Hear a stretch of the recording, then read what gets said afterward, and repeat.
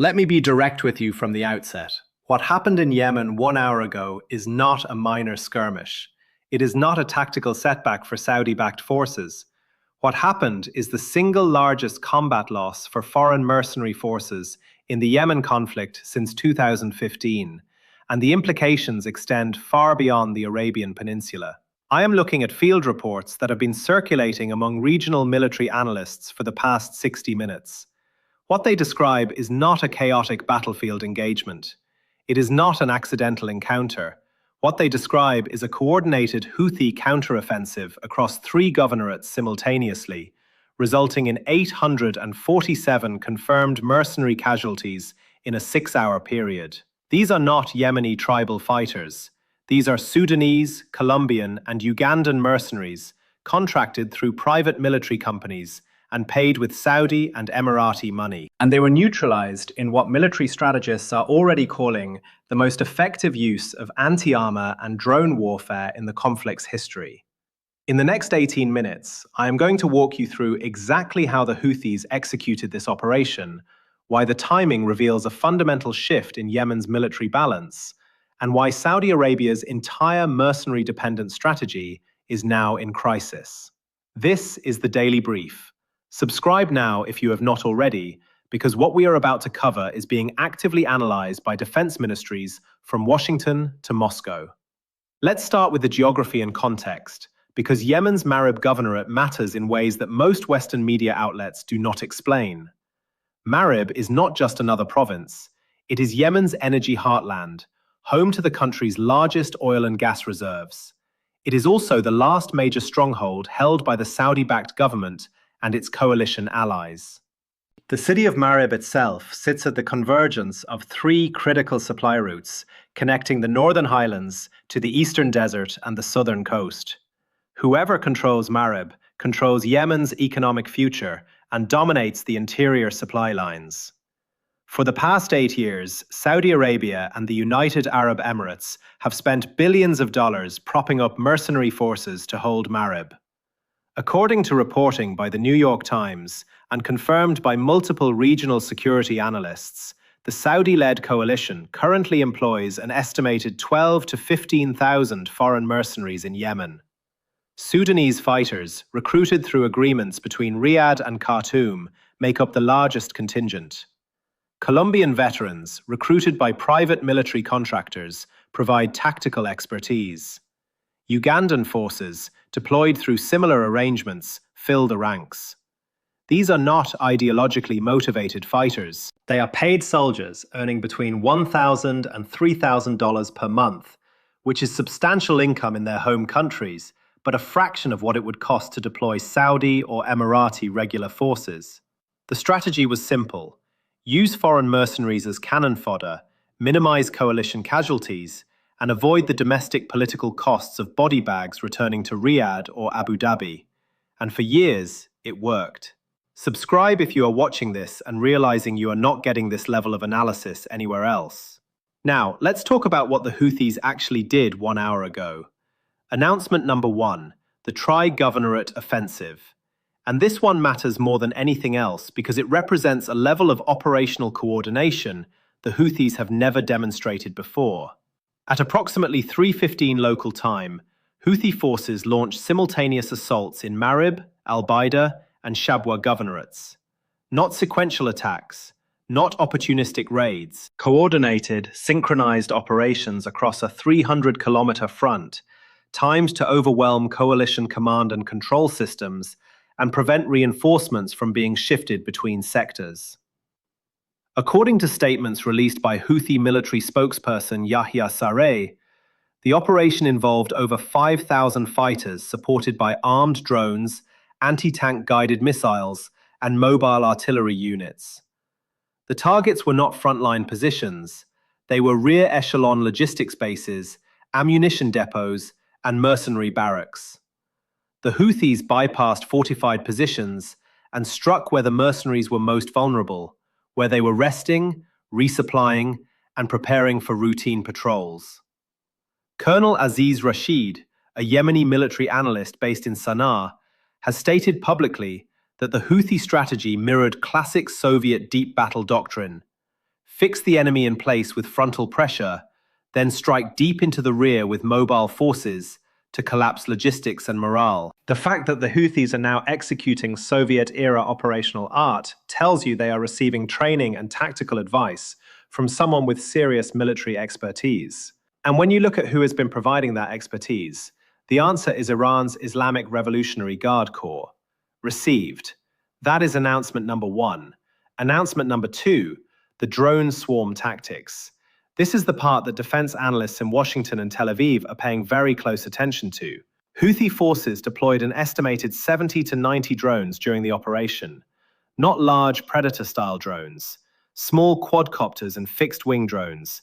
Many of them commercial models modified to carry explosives or act as reconnaissance platforms. According to field reports compiled by the Armed Conflict Location and Event Data Project, the drones operated in coordinated swarms, overwhelming mercenary air defense systems that were designed to counter individual high-value targets, not dozens of cheap, expendable platforms attacking simultaneously.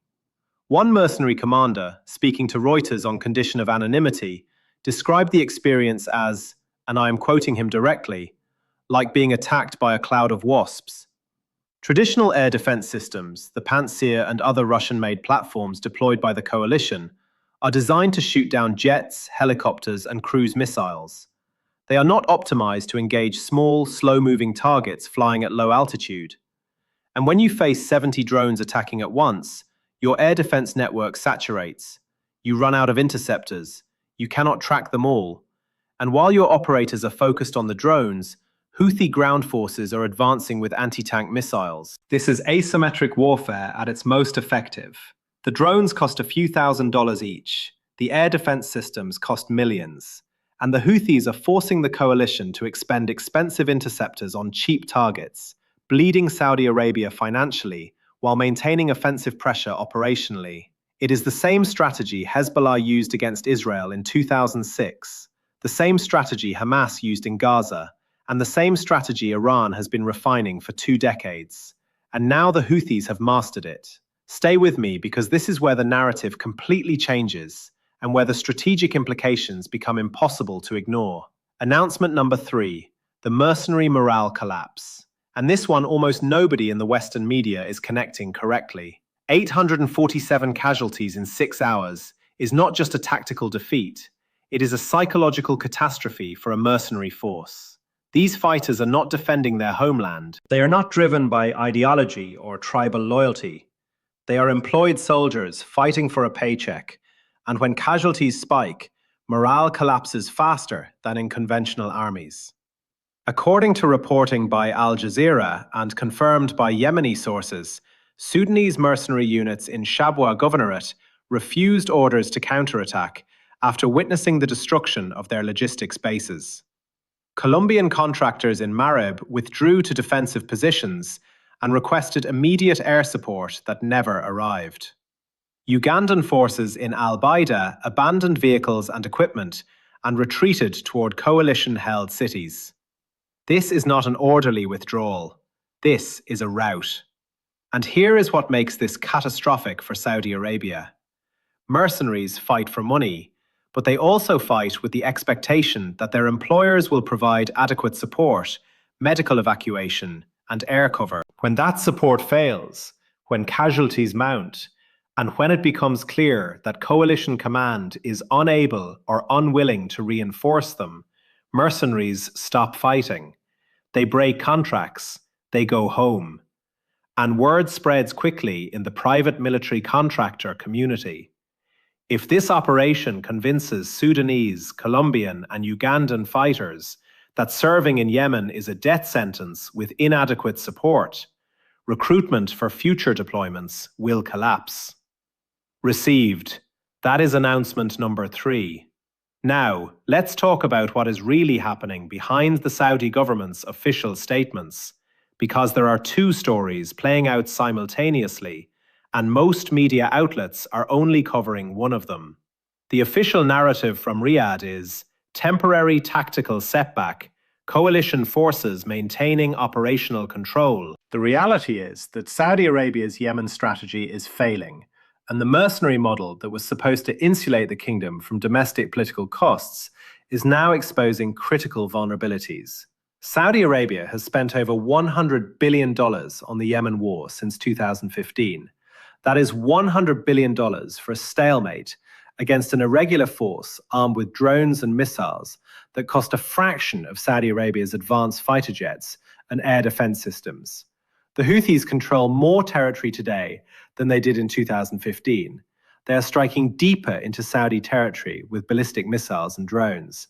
And now they are inflicting mass casualties on the mercenary forces that were supposed to be holding the line in Marib. Think carefully about what this represents. When a wealthy, technologically advanced military coalition cannot defeat a non-state actor after 8 years of sustained bombing campaigns, blockades, and ground operations, that is not ambiguity. That is not a temporary setback. That is a strategic failure. And here is what Saudi Arabia cannot say publicly. The mercenaries are not just losing, they are becoming a liability. Sudanese fighters have been accused of human rights abuses. Colombian contractors have been caught selling weapons on the black market. Ugandan forces have deserted in large numbers. The coalition is paying billions of dollars for forces that are unreliable, poorly motivated, and increasingly unwilling to fight. And every major Houthi victory, like today's operation, makes recruitment harder, costs higher, and the strategic position weaker. If you are an energy market analyst, what is happening in Yemen is not just a regional conflict. It is a Red Sea security crisis. Houthi forces have demonstrated the capability to strike Saudi oil infrastructure, disrupt shipping in the Bab el-Mandeb Strait, and threaten the flow of Gulf oil to European and Asian markets. If the coalition cannot hold Marib, if the Houthis consolidate control over Yemen's interior, the threat to global energy security escalates significantly. This pattern has repeated throughout history, and every time it repeats, the outcome is the same. The Soviet Union spent 10 years fighting in Afghanistan, deploying advanced weapons, training proxy forces, and conducting massive bombing campaigns. And they lost to Mujahideen fighters armed with Stinger missiles and sustained by external support from Pakistan and the United States. The Soviets could win individual battles, they could control cities, but they could not break the resistance. And eventually, the economic and political costs became unsustainable. Saudi Arabia in Yemen is following the same trajectory. Advanced weapons, massive expenditures, foreign mercenaries, and air superiority mean nothing if the opposing force has popular support, external backing, and the will to continue fighting. The Houthis have Iranian support, Yemeni tribal alliances, and an ideology that motivates fighters to accept casualties that would break a mercenary force. Saudi Arabia has money, but money alone does not win wars of attrition against ideologically committed adversaries. So where does this leave us? Let me give you 3 clear paths, because there is no honest middle ground here. Path 1. Saudi Arabia escalates. They deploy more mercenaries, increase airstrikes, and double down on the Marib offensive. This path leads to higher costs, greater casualties, and prolonged stalemate. The Houthis absorb the pressure, adapt their tactics, and continue bleeding coalition forces financially and operationally. Saudi Arabia avoids the political cost of withdrawal, but sinks deeper into an unwinnable conflict. This is the most likely path in the short term. Path 2. Saudi Arabia negotiates. They accept that military victory is unattainable and pursue a political settlement that grants the Houthis significant concessions in exchange for a ceasefire. This path requires Riyadh to accept a humiliating climb down after 8 years of war, but it stops the bleeding, cuts costs, and allows Saudi Arabia to refocus resources on domestic priorities and regional competition with Iran. This is the rational path, but politically difficult for Crown Prince Mohammed bin Salman. Path 3. The coalition collapses. Mercenary forces refuse to deploy, coalition partners withdraw support, and Saudi Arabia is forced into a unilateral ceasefire without achieving any strategic objectives. The Houthis consolidate control over northern Yemen. Iran gains a stronger proxy on Saudi Arabia's southern border, and Riyadh's regional credibility is shattered. This is the nightmare scenario for Saudi Arabia, but today's operation brings it closer to reality. I think we are closer to path 1 in the immediate term. but path 2 becomes inevitable within the next 12 to 18 months. The economics do not support sustained operations at this intensity.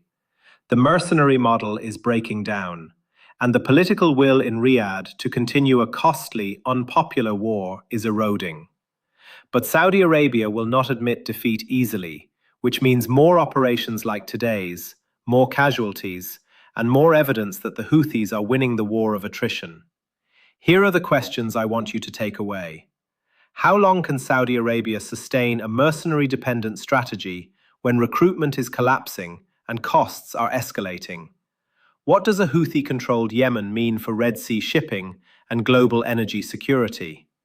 And is the United States, which has provided intelligence and logistical support to the Saudi coalition, prepared to accept a strategic defeat for its closest Middle Eastern ally? Tell me in the comments what you think Saudi Arabia's next move should be. Tell me if you think the mercenary model in modern warfare is sustainable, or if today's operation proves it is fundamentally flawed. We will keep tracking every development in Yemen, every Houthi operation, every coalition response. That is what the Daily Brief does every single day. Subscribe now. Share this analysis with everyone in your network who is trying to understand what is really happening in Yemen. Turn on notifications so you do not miss the next update, and we will see you in the next briefing.